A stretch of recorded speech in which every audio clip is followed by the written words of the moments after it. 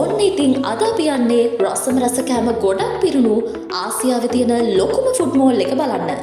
Bangkok පරුණාම්වල කලින් තිබුණු panty ප්ලාසා building එක තමයි නවීකරණය කළා ෆීනික්ස් කියන නමින් මේ විදියට හරිම නිදහස් කෑම වලින් පිරුණු ලෝකයක් විදියට හඳුන්වලා දීලා තියෙන්නේ. මේක ගොඩක් ලොකු ෆුඩ් මෝල් එකක් වුණාට මෙතන තියෙන කෑමවල මිල ගණන් නම් හරිම සාධාරණයි.